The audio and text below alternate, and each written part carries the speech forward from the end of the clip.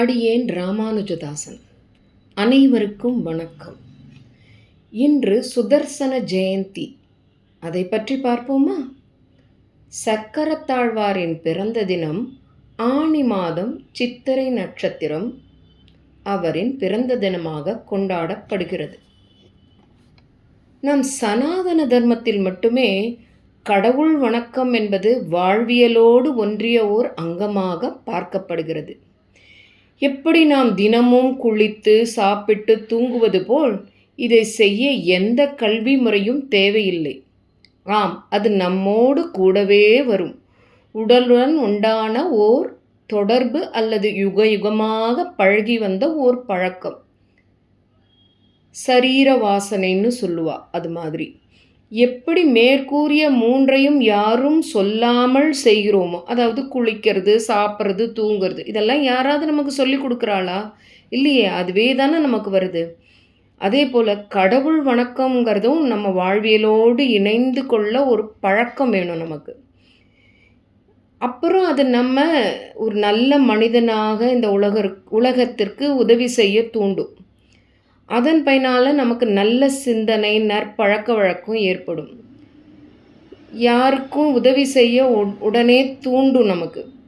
அதுக்காக தான் இந்த பண்டிகைகள்லாம் நம்ம செலிப்ரேட் பண்ணுறோம். சரி, இனி சக்கரத்தாழ்வாரை பற்றி பார்க்கலாமா? இல்லைன்னா காலச்சக்கரம் ஓடி போயிடும். அதனால் சக்கரத்தாழ்வாரை பார்ப்போம். எம்பெருமானின் பஞ்ச ஆயுதங்களில் ஸ்ரீ சக்கரம் என்பது பிரதானமானது.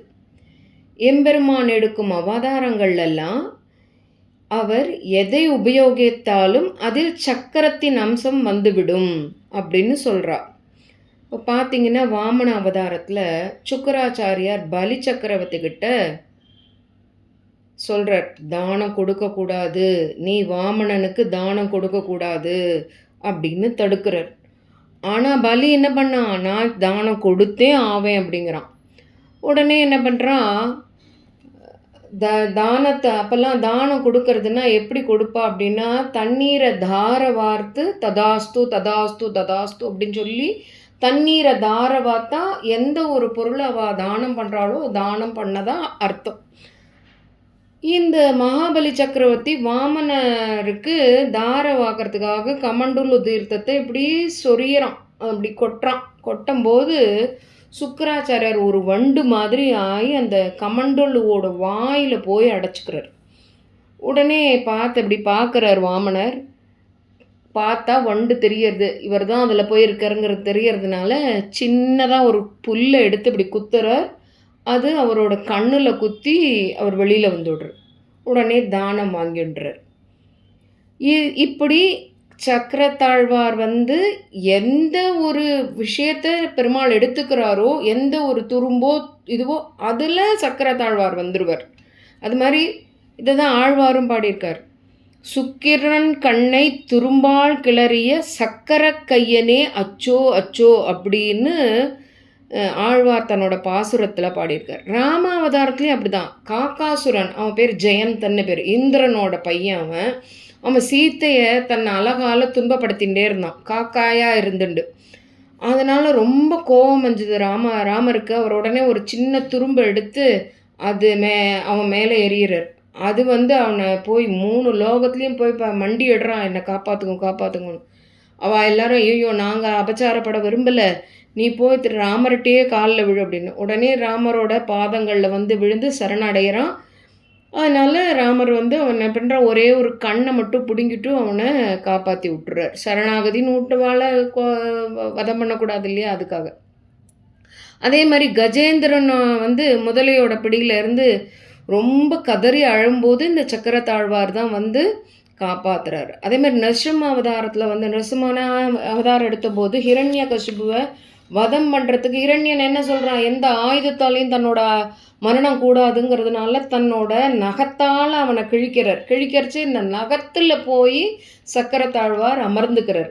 அது மாதிரி சிசுபாலனும் கூட, சிசுபாலன் கிருஷ்ணனை ரொம்ப வசப்பாடிகிட்டே இருக்கான். பார்த்தார் கிருஷ்ணன் அப்படி சக்கரத்தை விட்டார், அது அவனோட தலையை அப்படி கொய்து கொண்டு போகிறது. அது மாதிரி என்னென்னா, இதே மாதிரி அம்பரீஷ ராஜா இதுதான் ரொம்ப சிறந்த கதை இது. என்ன அப்படின்னா, அம்பரீஷ ராஜா வந்து ஏகாதசி விரதம் இருப்பான் எப்பவும். விரதம் இருந்து துவாதசி பாரணை பண்ணுறதுக்கு முன்னாடி ஒரு அதிதிக்கு போஜனம் பண்ணி வச்சுட்டு, அப்புறம் தான் பாரணையம் பண்ணி துவாதசியை முடிச்சுப்பான், விரதத்தை முடிச்சுப்பான். அப்படி ஒரு நாளைக்கு இருக்கும்போது துர்வாச முனிவர் வந்து அவனோட அரண்மனைக்கு வரார். இவன் ஏகாதசி விரதம் முடிச்சிருக்கான். அப்போ தான் துவாதசி பாரணை பண்ணணும், அதித்தி போஜனத்துக்கு நல்ல காலம் துர்வாசர் வந்துட்டாரே அப்படின்னு நினச்சிட்டு அவர் சொல்கிறான். அதுக்குள்ளே அவர் நான் போய் நதியில் தீர்த்தாடிட்டு வரேன், தட் இஸ் குளிச்சுட்டு வரேன் அப்படின்னு சொல்லி அவர் குளிக்கிறதுக்கு நதிக்கு போகிறார். ஆனால் நதிக்கு போனவர் இவர் பாரணை பண்ணணுன்னா அதுக்கு ஒரு குறிப்பிட்ட டயத்துக்குள்ளே முடிக்கணும். ஏகாதசி விரதம் இருந்து துவாதசி பாரணை மறுநாளைக்கு 9 மணிக்கு காத்தாலும் 9 மணிக்குள்ளே முடிச்சு விடணும். பாரணைங்கிறது சாப்பிட்றது, சாப்பிட்டு முடிக்கணும் அப்படின்னு. இப்போ உண்ணாவிரதம்லாம் இருந்தால் ஜூஸை சாப்பிட்டு விரதத்தை முடிக்கிறா இல்லையா, அது மாதிரி விரதம் இருந்துட்டு மறுநாளைக்கு அந்த 9 மணிக்குள்ளெல்லாம் சாப்பிட்டு முடிக்கணும். அப்போ தான் அந்த ஏகாதசி விரதம் இருந்த பலன் உண்டு. ஆனால் இந்த துர்வாச முனிவர் வராததுனால அதிதி போஜனம் பண்ணாமல் இவர் சாப்பிட முடியாது. என்னது ரொம்ப தர்ம சங்கடமாக இருக்குது. விரதம் முடிக்கணும், அதுவும் பாவம்.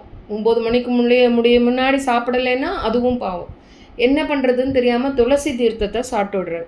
இதை தெரிஞ்சுட்ட துர்வாச முனிவர் என்ன பண்ணார், அம்பரீஷ மகாராஜாவுக்கு சாபம் கொடுக்க போகிறார். அப்போது அவர் அந்த எம்பெருமான் வந்து என்ன பண்ணுறாருன்னா, தன்னோட பக்தன் இவன் ஏகாதசி விரத மகிமையினால் தன்னோட சக்கரை தாழ்வார அவன்கிட்டயே கொடுத்து வச்சுருக்கார். அந்த சக்கரம் என்ன பண்ணிட்டு உடனே கோவப்பட்டுன்னு துர்வாச முனிவரை விரட்ட ஆரம்பிச்சுடுது. துர்வாச முனிவர் 3 லோகத்துக்கும் போயிட்டு தன்னை காப்பாற்றுவார். இல்லைன்னு எம்பெருமான் ஸ்ரீமன் நாராயணன்ட்டே போகிறார். நாராயணன் சொல்கிறார், என்னோட பக்தன் தான் எனக்கு முதல்ல. பக்தனை யார் அபச்சாரப்பட்டாலும் அவள் வந்து அந்த பக்தன்கிட்ட தான் மன்னிப்பு கேட்கட்டும், நான் அவளுக்கெல்லாம் எந்த சப்போர்ட்டும் பண்ண முடியாது அப்படின்னு சொல்லிடுறார். உடனே துர்வாசர் நேராக அம்பரீஷ ராஜாட்டே வந்து மன்னிப்பு கேட்குறான். உடனே சக்கர தாழ்வார் வந்து அவரை மன்னிச்சு விடுறார். இது வந்து ஒரு பெரிய கதை. இதனால் வந்து எம்பெருமானோட பக்தர்கள்ட்ட யாரும் என்ன பண்ணக்கூடாது, வம்புக்கு போகக்கூடாது. அவர் பக்த பராதீனன்னு பேர் அவருக்கு இல்லையா, அதனால் அவர் எங்கேயும் யாரையும் வதம் பண்ணவே இல்லை. எல்லாருக்கும் உயிர் பிச்சை கொடுத்து ஏதோ ஒரு விதத்தில் அவர்களுக்கு சின்ன சின்ன தண்டனை தான் கொடுத்துருக்காரு. இதனுடைய தொடர்ச்சியை நாளை பார்க்கலாமா?